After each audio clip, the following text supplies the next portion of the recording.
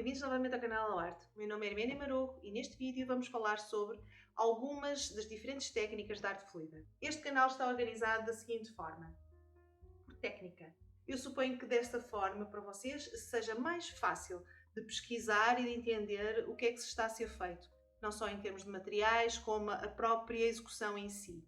Vou então falar de algumas das técnicas numa abordagem generalizada, para que possa ter uma ideia daquilo que eu vou falar e do que cada uma delas significa. Eu vou identificá-las com a designação em português.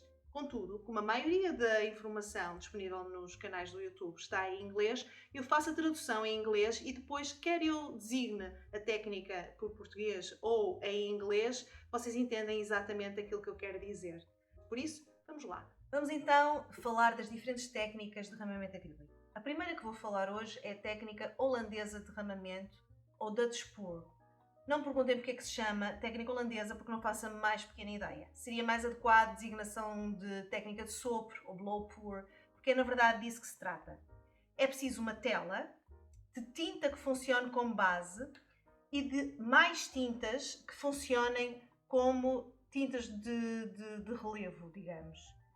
Portanto, terá que se colocar a base na tela, neste caso temos uma base branca, e depois, num derramamento limpo, quando se fala em derramamento limpo, quer-se dizer, coloca-se uma cor de cada vez, colocam-se, por exemplo, neste caso, verde, amarelo, vermelho. No final, utiliza-se mais um pouco da cor base à volta das tintas que se colocaram, aqui de cor, e numa situação de sopro, que pode ser através de um secador de cabelo, com a própria boca, com uma palhinha ou qualquer outro instrumento, soprar primeiro a tinta de base para cima das restantes tintas, aguarda-se um pouco, espera-se que as tintas se misturem e depois fazer o inverso, ou seja, soprar as tintas de cor para cima das tintas de base.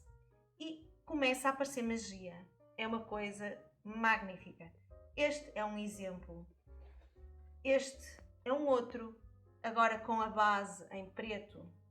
Este, outro ainda, também este com base em branco. Enfim, mil e uma.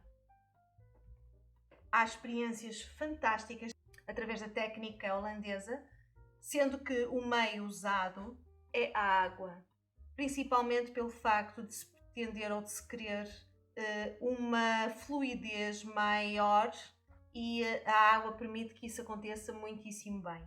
Tem que se ter em atenção a diluição da tinta, que é muito importante. Como a água é muito líquida, a diluição da tinta acaba por se tornar um bocadinho mais difícil. Portanto, o melhor a fazer é colocar um pouco de tinta e depois ir juntando cada vez com mais cuidado a água e fazer a diluição até estar completamente diluída com a consistência correta. Já falamos qual é a consistência correta. Vou mostrar aqui mais uma vez uma imagem da consistência correta para que percebam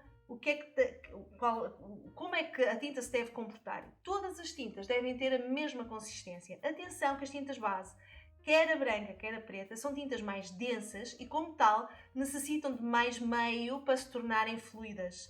Por isso, não se esqueçam nunca desse pormenor, porque se ficarem demasiado líquidas, acabam por absorver as restantes tintas, tornando-as mais em lama, digamos, e se for muito espessa, depois não permite que as restantes tintas também acabem por se sobressair. Por isso tem que ter a consistência correta. Vou então mostrar-vos, porque tenho a mania dos esquemas, como é que se faz o derramamento holandês passo a passo. Cá está o esquema.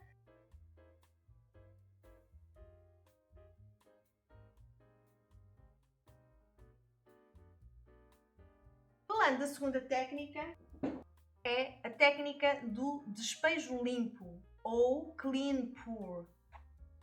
É o despejo básico. No fundo, a técnica que acabei de falar, que é a técnica holandesa, não é mais do que o despejo limpo. Quando se fala em clean pour ou despejo limpo, o que se faz é colocar as tintas, uma a uma, de cada cor, em camadas. Temos aqui um exemplo de um despejo limpo.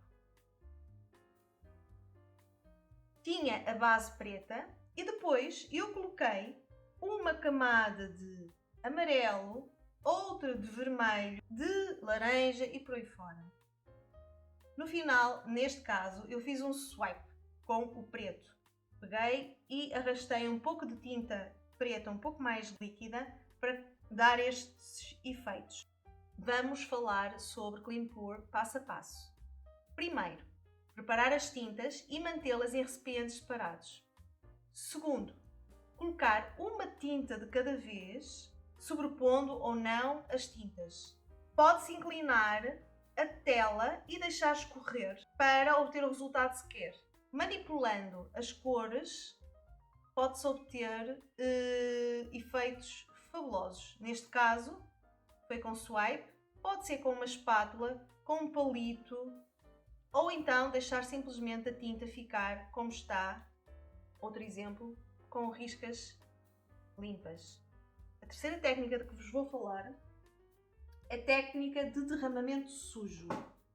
O que se pretende aqui é despejar as cores em camadas no meio de vazamento, como por exemplo um copo, e só depois é que se despeja na tela. Isto acontece, por exemplo, no Ring Pour. Vamos então falar sobre a técnica de derramamento sujo passo a passo. Primeiro, prepara-se as tintas individualmente, como no derramamento limpo. A seguir, coloca-se as cores, vertendo uma a uma em camadas, num copo ou no meio de vazamento. Depois, despeja a tinta sobre a tela. E no final, manipule a tela para obter o padrão desejado. Outra técnica de que vou falar é a técnica de copo virado, o flip cup. O que se faz no técnica de copo virado ou flip cup é uma coisa deste género e depois desliza-se ou fura-se o copo para criar vácuo, para libertar o vácuo, e a tinta derrama-se sobre a tela. Vamos então falar da técnica flip cup passo a passo. Depois da tinta na tela, manipula para obter o efeito desejado e, como sempre, certifique-se que a tinta não está muito grossa e tem a consistência adequada.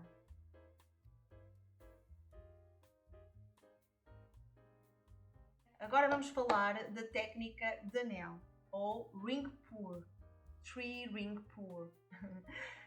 Já fiz vários trabalhos com esta técnica e raramente os resultados são maus. Eu particularmente gosto imenso.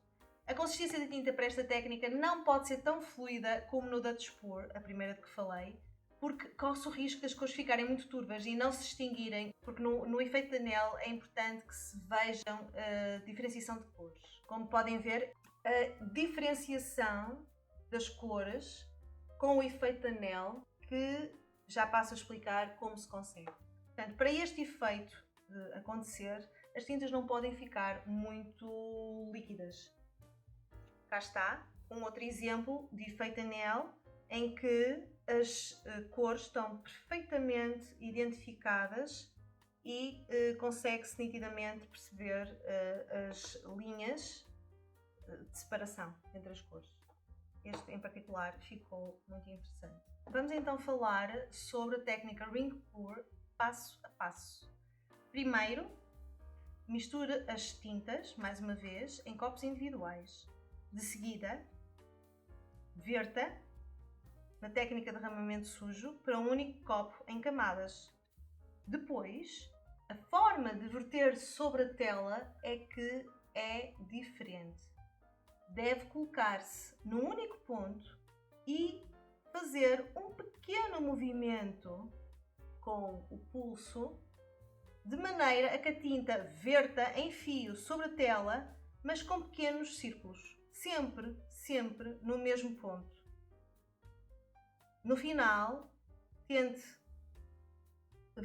tapar a fonte que está a verter para não pingar e depois faça novamente a movimentação para cobrir toda a tela de acordo com aquilo que acha mais adequado e bonito em termos de padrão.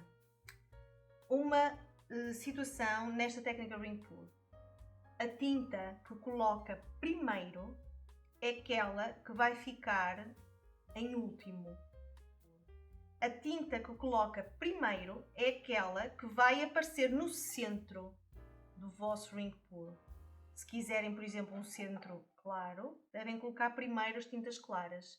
Se quiserem um centro escuro, devem colocar primeiro as tintas escuras. Porque depois, como está em camadas, aquilo que vai verter é aquilo que vai ficar na orla e depois o que estiver no fundo é o que vai ficar no centro, certo?